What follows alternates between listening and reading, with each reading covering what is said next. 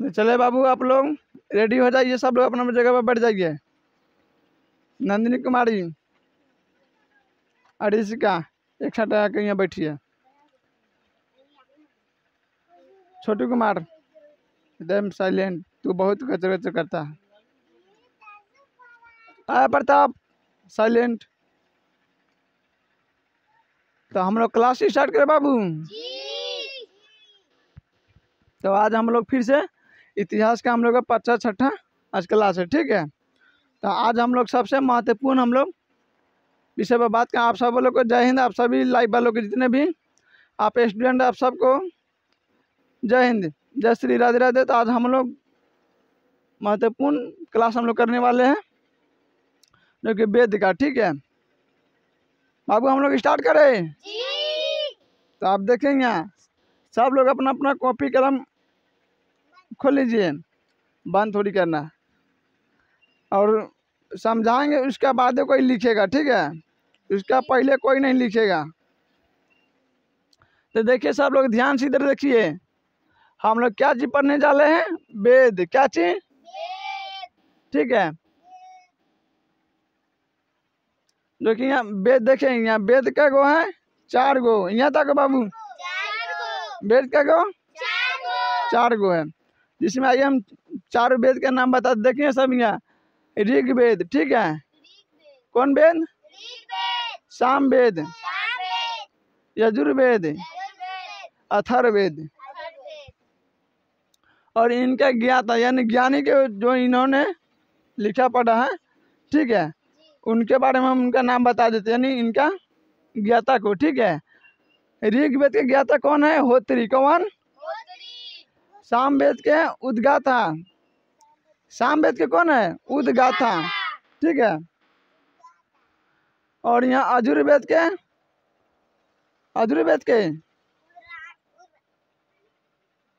अरु। कौन? अरु। अरु है किसका ज्ञाता? यजुर्वेद के। और अथर्ववेद के ब्रह्मा। कौन? ब्रह्मा, ठीक है।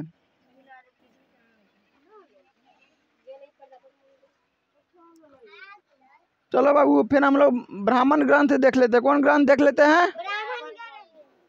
ब्राह्मण ग्रंथ में है, देखिए, कौतकीय और ऐतरेय। ए बाबू,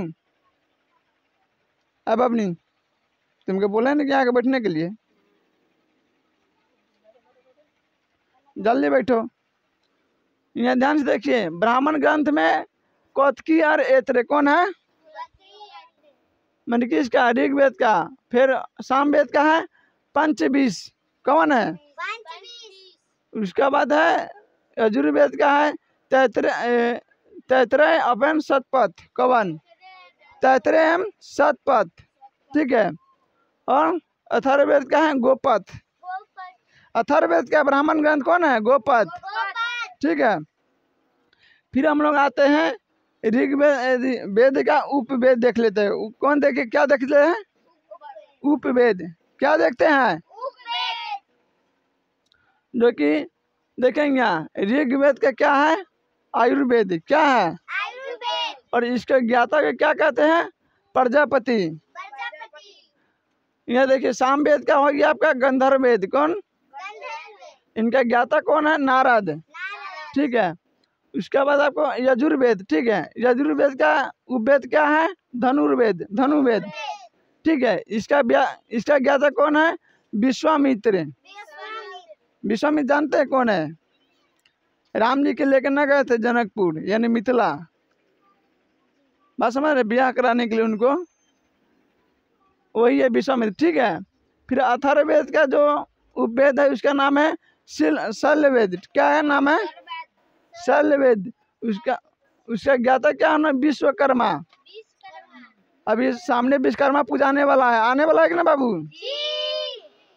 तो शल्यवेद के कौन गाता है? विश्वकर्मा जी, ठीक है।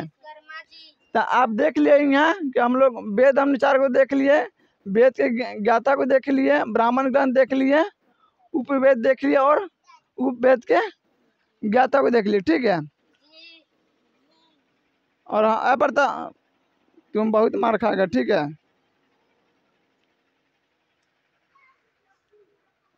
तो आइए हम लोग थोड़ा इसको विस्तार से हम लोग बात कर लेते हैं, ठीक है बाबू।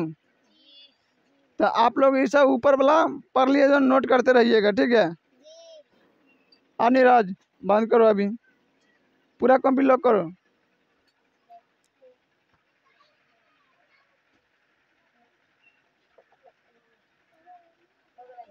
ध्यान से सब लोग देखिए, बंद कीजिए आप कॉपी।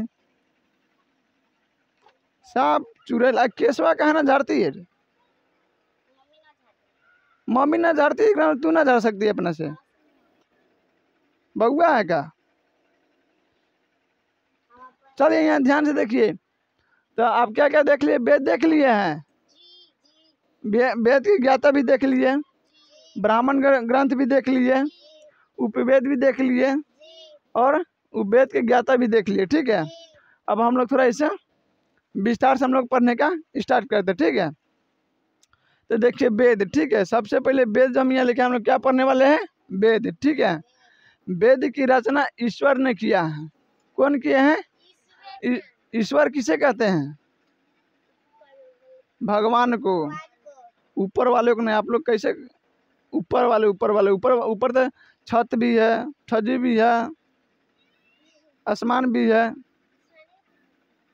अब तुम्हारे ऊपर कोई बैठल तो ऊपर वाला, यानी फलनावा कोई व्यक्ति बैठल है, नीरज कुमार था क्या? नीरज कुमार इसको रचा है रे? सीधा का ये भगवान ने, क्या?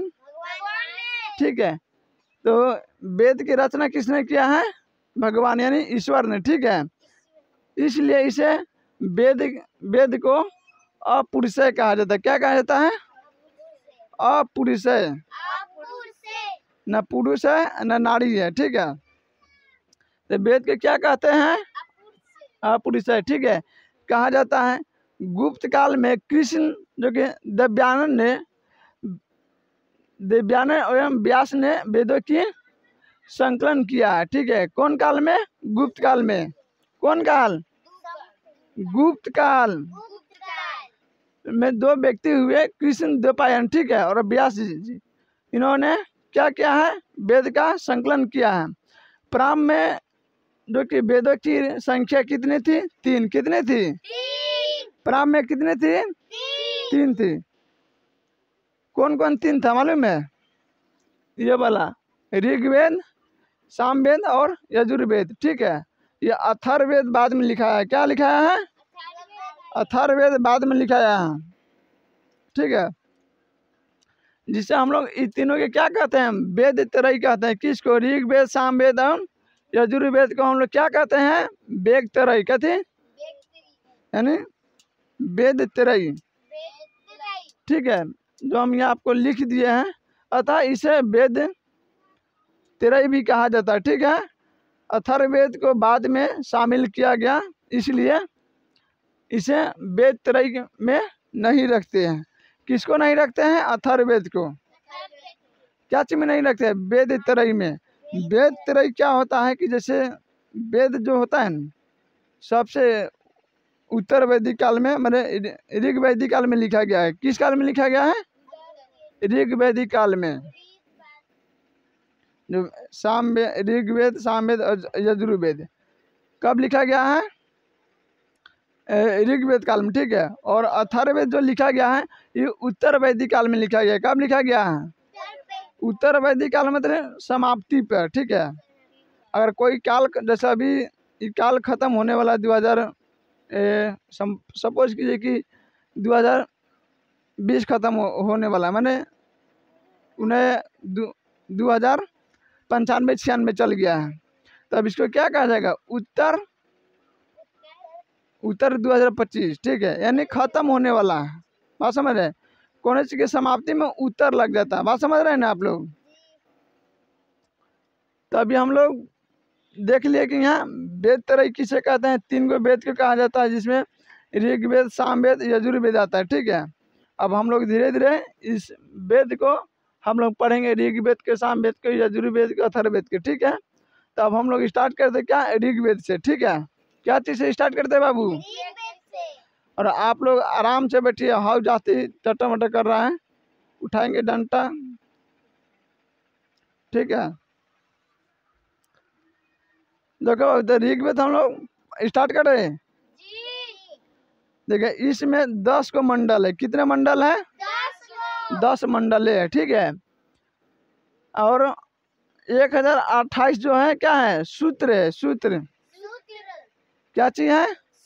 कितना है? 128, मतलब 1028, सॉरी 1028 क्या है? सूत्र है, ठीक है। और 10,580 जो है ऋचाएँ हैं। ऋचाएँ मतलब समझते हैं? मंत्र, उच्चारण। जैसे आदमी पढ़ता नहीं है कि ओम त्र्यंबके सुगंधि पुष्टिवर्धनम पूर्वारुण मृत्यु मुक्षी महामित्रम, ये शंकर जी का महामृत्युंजय मंत्र है, ठीक है। बात समझ रहे हैं? अच्छा आप या देवी सर्वभूते तु शक्ति रूपेण संस्थिता नमस्ते सही नमस्ते सही नमस्ते सही नमो नमः, ये सब क्या है? माता दुर्गा का मंत्र है। आप जानबे करते हैं क्या? कपूरे गरम करुणातरम संसारे सारम भुजंगम सदा वसंतन हृदय रविंद्र, ये सब क्या है? तो हंसे नहीं बाबू, ये सब ऋचा है। बात समझ रहे हैं? तो ऋचाएँ कितना है? 10,580, ठीक है। ऋचाओं की जो कि अधिकतम, ठीक है, अधिकता के कारण इसे क्या कहा जाता है? ऋग्वेद कहा जाता है। किसके कारण? ऋग्वेद को किसके कारण ऋग्वेद कहा जाता है? इसमें ऋचाएँ अधिक है, ठीक है। क्या है? ऋचाएँ कितना है? 10,580 ऋचाएँ हैं। बात समझ रहे हैं? और मंडल कितने हैं? 10। सूत्र कितने हैं? 1028, ठीक है। और यह सबसे प्राचीन एवं सबसे बड़ा वेद है। ऋग्वेद सबसे बड़ा है। क्या है? इस चारों वेद में आपको जो दिखाई दे रहा है, ऋग्वेद, सामवेद, यजुर्वेद, अथर्ववेद, इनमें सबसे बड़ा कौन है? ऋग्वेद। उसके बाद हम लोग देख लेते हैं कि इसमें गायत्री मंत्र की चर्चा की गई। ऋग्वेद में क्या चीज की चर्चा किया गया? गायत्री मंत्र। आप लोग का आता है गायत्री मंत्र? नहीं आता? ओम भूर्भुवः स्वः तत्सवितुर्वरेण्यं भर्गो देवस्य धियो यो नः प्रचोदयात्, सब मालूम है? ये मंत्र बहुत शक्तिशाली है, बहुत शक्तिशाली। जब भी कोई जाप उप शुरू होता है तो इस मंत्र के उच्चारण से स्टार्ट किया जाता है। ओम हो गया। ओम के बाद ओम भूर्भुवः स्वः तत्सवितुर्वरेण्यं भर्गो देवस्य धियो यो नः प्रचोदयात्। बात समझ रहे? गायत्री मंत्र बहुत शक्तिशाली मंत्र है। बात समझ रहे हैं? ये सब सनातन धर्म के सब बहुत एक समझिए कि अपने आप में बहुत कुछ छिपा कर रखा, ठीक है। तो इसमें क्या ऋग्वेद में क्या चीज़ की चर्चा है? गायत्री मंत्र का, ठीक है। और जो सूर्य भगवान को समर्पित है। बात समझ रहे हैं आप? पहली बार जो शूद्र का प्रयोग ऋग्वेद में किया गया। शूद्र मतलब जानते हैं आप लोग? वर्ण व्यवस्था में जैसे ब्राह्मण हो गया, क्षत्रिय हो गया, वैश्य हो गया, क्षुद्र हो गया। क्षुद्र किसे कहा जाता है मालूम है? जैसे देखिए शास्त्र के मानिएगा तो शूद्र में तो स्त्री भी आती है, ठीक है। चाहे वो राजपूत का हो, ब्राह्मण का हो, वैश्य का हो या क्षुद्र जाति का हो। पहले स्त्री को मतलब जो घर उड़ के काम करती थी न, बात समझ रहे हैं? घर उड़ का उसे शूद्र जाति में रखा जाता था। बात समझ रहे हैं? बाकी बाद में ये प्रचलन हो गया कि जितने भी क्या बोलते हैं राम भाई लोग हैं, पासवान जी लोग हैं, और ऐसा कई जातियाँ हैं जिसे शूद्र जाति में रखा जाता है। वैश्य जाति में कौन कौन आता है? जैसे कुर्मी, तेली, बरई और कुशवाहा, ये सब जितने भी है, कानून, सब क्या चीज़ में आता है? वैश्य वर्ण व्यवस्था में आता है, जिसमें बिजनेस आप करते हैं, ठीक है। क्षत्रिय का मतलब क्या होता है? जैसे राजपूत हो गया, ठीक है, तो क्या करते थे? जैसे लोगों की रक्षा करना, जो रक्षा किया वो क्षत्रिय हो गया। और ब्राह्मण जो कि शास्त्र को अध्ययन किया, पूजा पाठ करवाए, लोग एक समाज के सही दिशा दिए, ठीक है। बाबू है लड़की, तुमको हम बार बार भी समझा रहे, कहीं कभी नहीं लिखा ना लिखे तो ब्राह्मण किसे कहते हैं? जो शास्त्र का अध्ययन करे, पूजा पाठ कराए, यज्ञ कराए, ठीक है, हवन कराए, एक समाज का, एक राजा का, एक समाज की अच्छा प्रतिनिधि को सही दिशा प्रदान करे, ठीक है। कभी झूठ ना बोले, शास्त्र का अध्ययन करने वाला ब्राह्मण कभी झूठ नहीं बोलता है। लेकिन आज के ब्राह्मण के देखिएगा तो क्या है, झूठ बोलता है। अरे लोग के तो बुद्धि अब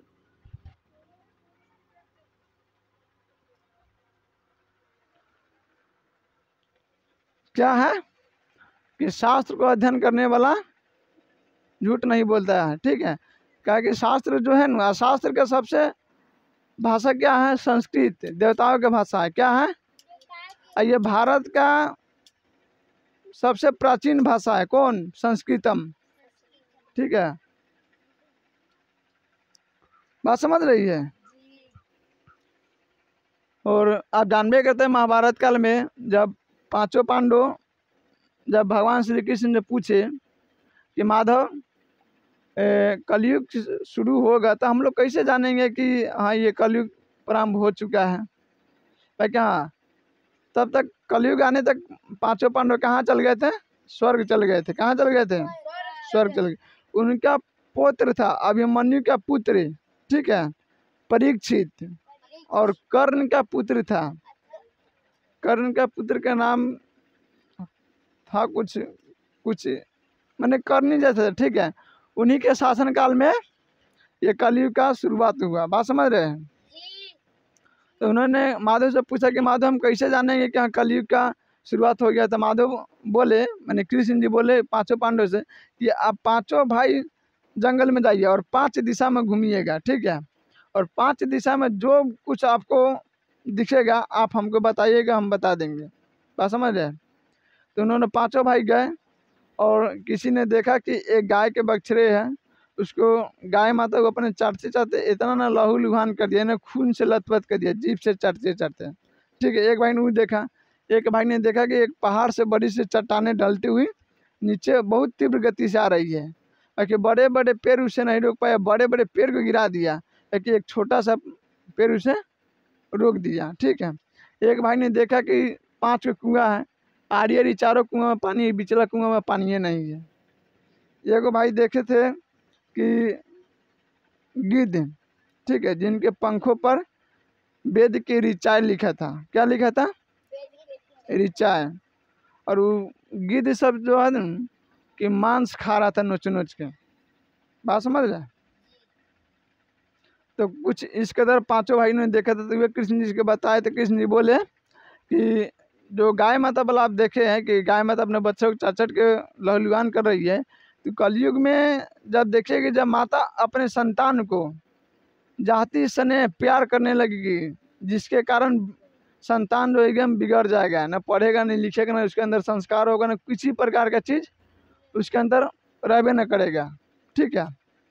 और उसके बाद उन्होंने देखा कि पहाड़ से एक बहुत बड़ा चट्टान आ रहा नीचे, एक पेड़ रोक दिया, ठीक है। उन्होंने बताया कि लोग बहुत बड़ा प्रयास करेंगे सुधारने का, लोग पाप गिरना हर एक चीज़ करेंगे, लेकिन लास्ट में जाके एक भगवत गीता है उनको सुधार देगा, ठीक है बाबू। और गिद्ध वाला जो देखे, गिद्ध वाला में उन्होंने देखा कि बताए कि ब्राह्मण तो सब लोग होंगे, शास्त्र के ज्ञाता सब लोग हैं, बाकी अभी ब्राह्मण मांस नहीं खाता, मांस धारण नहीं करता है। भाई कलयुग में ब्राह्मण सब ऊपर से क्या दिखेंगे कि ब्राह्मण है, बहुत बड़े विद्वान, और घर पे जाइएगा तो मांस मछली दम घींचते रहेंगे। आने दो, जितना आ रहा है उतना आने दो। बात समझ रहे हैं। तो इससे बात है। तो हम लोग आप देखें कि भगवान सूर्य के समर्पित है। पहली बार इसको शूद्र का प्रयोग किया गया था। शूद्र जाति का प्रयोग ऋग्वेद में कब किया गया था, पहली बार। इसके पहले आपको कहीं देखने को नहीं मिलता है, ठीक है। उसके बाद है ऋग्वेद का दूसरा तथा 7वां मंडल पुराना है। बात समझिए ए बाबू, ऋग्वेद का जो कि 7वां एवं दूसरा मंडल जो आपको दिखाई दे रहा है वो सबसे पुराना है। क्या है, सबसे पुराना है। और क्योंकि इसका जो संकलन जो है पहले ही हो गया था, इसलिए सबसे पुराना है, सबसे पहले ही लिखा गया था, ठीक है। तथा पहला और 10वां मंडल सबसे नया है। बात समझ रहे हैं। पहला और 10वां सबसे नया है और दूसरा एवं 7वां सबसे पुराना मंडल है। बात समझ रहे हैं। फिर उसके बाद करेगा तू बुलाता डंटा वाला हो।